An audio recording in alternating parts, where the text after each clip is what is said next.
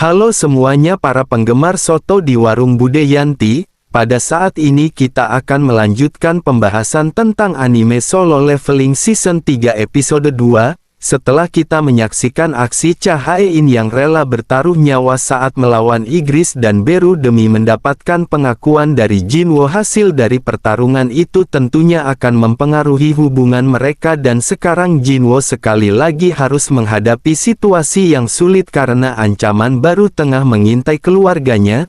Tapi sebelum kita lanjutkan pembahasannya, bolehlah kasih like dan subscribe dulu channel ini. Semoga kalian selalu diberi kesehatan dan selalu berbahagia. Di tempat yang berlokasi di kantor Asosiasi Hunter Amerika, di sini terlihat ada Michael dan Nyonya Selner yang beri dengan ekspresi menyesal saat mereka maaf kepada David, sang ketua Asosiasi Hunter Amerika. Namun David hanya menatap mereka dengan tenang saat menjawab, "Aku menyuruhmu datang bukan untuk meminta maaf, jadi katakanlah padaku apa yang sebenarnya terjadi." Michael mengungkapkan, berdasarkan pengamatan Nyonya Selner, Hunter Sung Jinwo adalah salah satu raja, tapi apakah Jinwo punya kekuatan setara dengan tingkat negara atau tidak? Hal itu masih belum bisa dipastikan hingga Nyonya Selner memeriksa ulang kekuatan Jinwo. Menurut Selner, Hunter yang mengalami kebangkitan ganda telah memperoleh kekuatan mereka dari sisi lain dan dirinya bisa merasakan hubungan yang mereka punya dengan sisi lain itu. Biasanya kekuatan yang dihasilkan dari sisi lain itu terlalu kuat hingga membuat Hunter yang dibangkitkan jadi terlihat seperti tertutupi oleh cahaya yang terang, dan Selner menyebut orang-orang seperti ini sebagai raja. Namun anehnya ternyata Hunter Sung Jinwo tidak memiliki hubungan sama sekali dengan kekuatan dari sisi lain, melainkan Jinwo adalah perwujudan dari kegelapan itu sendiri. David yang mendengarnya sontak jadi sangat terkejut saat mengetahui kalau Jinwo adalah sang raja yang terlahir dari kegelapan. Tapi ketika David bertanya apakah itu artinya Sung Jinwo adalah musuh, dengan tegas Nyonya Selner langsung membantahnya karena dirinya bukan ingin mengatakan kalau Jinwo itu adalah teman atau musuh, melainkan dirinya hanya ingin memperjelas bahwa Hunter Sung Jinwo tidak meminjam kekuatan dari manapun karena kekuatannya berasal dari dalam dirinya sendiri dan kekuatannya itu tidak terbatas. Setelah mendengar semua penjelasan dari Nyonya Selner, David langsung berdiri mendekati Nyonya Selner sembari mengucapkan terima kasih padanya. David yang menyadari sepertinya mustahil untuk merekrut Jinwo dengan menggunakan kemampuan Nyonya Selner, lantas David pun berencana akan menggunakan cara lain untuk mendapatkan Jinwo. Lalu dirinya segera mengajak Michael untuk pergi ke lantai B24. Ketika Michael ditanyai oleh David apakah dirinya ingat tentang Get Rank S pertama yang muncul di Amerika, Michael menjawab tentu saja dirinya tidak mungkin melupakannya karena Dumeon Break mengerikan yang terjadi saat itu telah menyebabkan kehancuran di Amerika bagian barat. Pada saat insiden itu terjadi, semua hunter terbaik di seluruh dunia telah dikumpulkan oleh Amerika dengan tawaran hadiah yang sangat besar. Namun sayangnya hanya 5 hunter saja yang selamat setelah mereka berhasil mengalahkan makhluk buas bernama Naga Kamish yang dikenal sebagai api yang tidak pernah padam. David mengungkapkan insiden itu benar-benar telah menjadi mimpi buruk bagi seluruh warga Amerika, tapi Kamish telah meninggalkan sebuah hadiah kecil berbentuk runestone yang ditemukan di dalam mayatnya.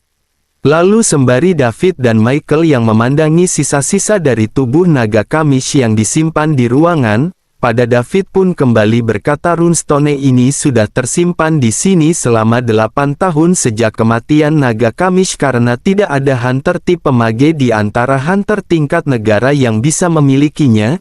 Jadi aku yakin runestone ini telah menunggu sosok pemilik yang tepat dan Kamish sekali lagi akan memberikan sebuah hadiah berharga untuk negara ini. Scene kemudian berganti ke sisi Jinwo yang sedang berdiri di depan cermin dengan perasaan takjub saat dirinya melihat perubahan yang terjadi pada fisiknya.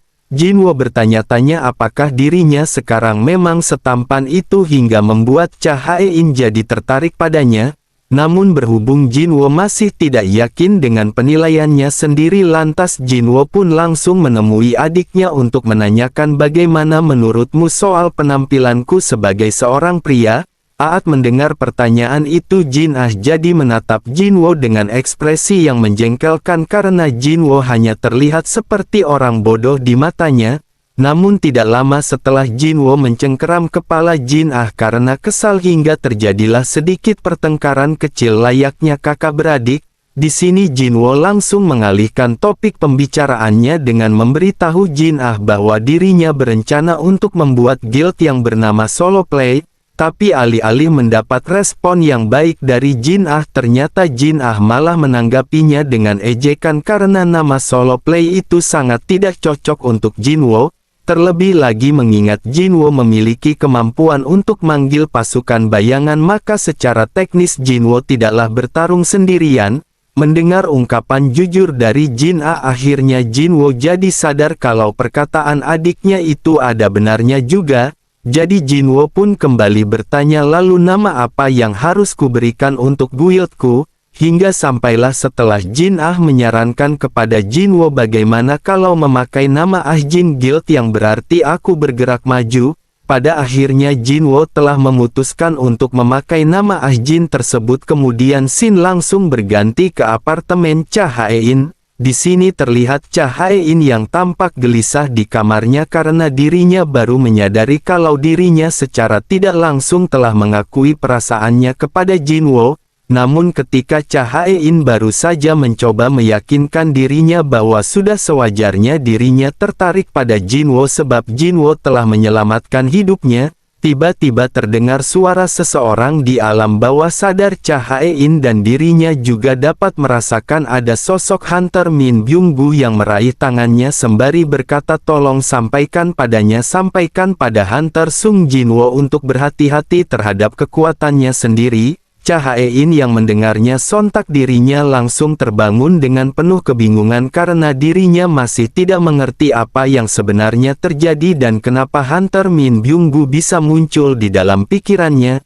Di keesokan harinya di kantor Guild Night terlihat ada Park Jong-soo dan bawahannya yang sedang membahas kemunculan sebuah Gate Rank A yang tingkat kesulitannya jauh lebih tinggi dari biasanya. Park Jong-soo menyadari jika mereka tidak berhati-hati di dalam sana kemungkinan besar mereka semua akan mati. Belum lagi karena Guild Kid tidak memiliki satupun Hunter Rank S, tentunya akan sulit bagi mereka untuk menyelesaikan raid itu sendirian. Biasanya Park Jong-soo akan menyerah jika gate yang muncul itu adalah Gate Rank S. Tapi jika kali ini mereka menyerah hanya untuk menyelesaikan Gate Rank A, maka rumor itu pasti akan menyebar dengan cepat dan reputasi Guild Night jadi buruk. Seorang healer kemudian mencoba menyarankan kepada Jong-soo bagaimana kalau mereka bekerja sama dengan guild lain untuk menyelesaikan gate itu. Lebih tepatnya mereka tidak perlu melibatkan seluruh anggota guild tapi cukup dengan satu orang hunter saja yang bisa menolong mereka di saat-saat sulit. Mendengar hal itu awalnya Park Jong-soo sempat meragukan saran dari si healer karena tidak mungkin satu orang akan mampu menolong mereka di dalam Gate Rank A tersulit. Namun begitu Park Jong-soo teringat dengan Jinwo yang pastinya bisa menolong mereka meskipun dirinya hanya sendirian saja, pada akhirnya Park Jong-soo dan bawahannya langsung pergi menemui Jinwo di kantor guildnya. Di sini terlihat Jinwo yang sedang mendiskusikan nama Ahjin Guild bersama Yu Jin Ho hingga mereka pun telah sepakat untuk menggunakan nama Ahjin Guild daripada Solo Play dan sekarang mereka hanya perlu merekrut satu anggota lagi agar persyaratan pembuatan guildnya terpenuhi. Jinwo yang saat itu ditanyai oleh wakilnya bagaimana dengan perekrutan Hunter Cha. Lantas Jinwo pun menjawab bahwa Hunter Cha bukanlah orang yang cocok karena dirinya bukanlah orang yang Jinwo inginkan. Yu Jin Ho yang mendengarnya tentu merasa heran kenapa Jinwo menolak seorang Hunter Rank S yang berbakat dan cantik seperti Cha Hae-in. Bahkan meskipun Yu Jin Ho mencoba menanyakan sekali lagi apakah Jinwo sudah yakin dengan keputusannya, Tanpa ragu Jinwo kembali menjawab dirinya sangat yakin dengan hal itu, lagi pula kriteria anggota yang diinginkannya adalah seorang hunter yang tidak suka dengan aktivitas guild tapi tetap bisa dipercaya. Sementara tepat ketika Yu Jinho tengah memikirkan seseorang yang sesuai dengan kriteria Jinwo, tiba-tiba mereka kedatangan tamu tidak terduga yang tidak lain adalah Park Jong-soo bersama dua anggotanya. Yang mana setelah mereka dipersilakan masuk oleh Jinwo, Park Jong-soo langsung memperlihatkan rekaman video kemunculan gate berukuran besar di dekat wilayah mereka. Jinwo yang penasaran lantas bertanya apakah gate itu dikategorikan sebagai gate rank S. Namun Park Jong-soo segera menjelaskan bahwa gate tersebut masihlah gate rank A, tetapi itu adalah gate rank A terbesar yang pernah muncul di Busan. Mengingat saat ini Guild Knight tidak memiliki satupun hunter rank S, pihak asosiasi hunter telah melarang mereka untuk memasuki gate tersebut demi keselamatan.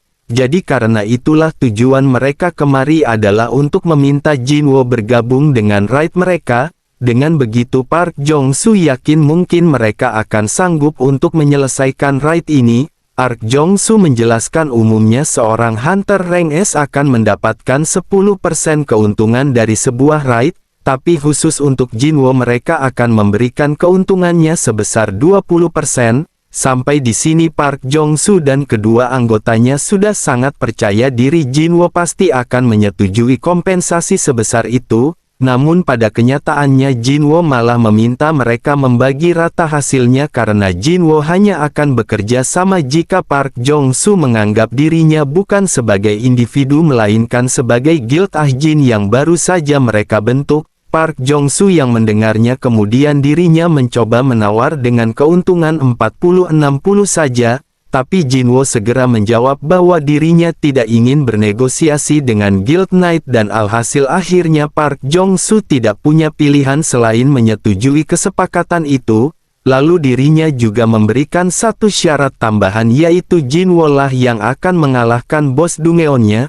Mendengar hal itu Jinwo juga setuju dan langsung berjabat tangan dengan Park Jong-soo. Namun bertepatan ketika Park Jong-soo memberitahukan bahwa mereka akan memulai raidnya besok, tanpa disadari oleh Park Jong-soo ternyata Jinwo juga telah menyembunyikan salah satu prajuritnya di dalam bayangan Jong-soo.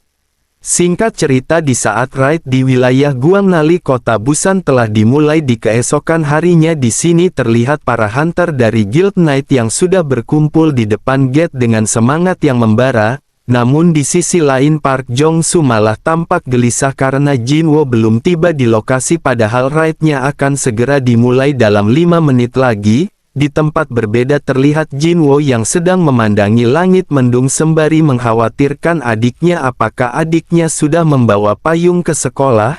Lalu begitu Jinwo memutuskan untuk segera pergi bergabung dengan tim Guild Knight menggunakan skill Shadow Exchange. Tanpa disadari oleh Jinwo ternyata di sekolahan adiknya saat ini juga muncul sebuah gate misterius.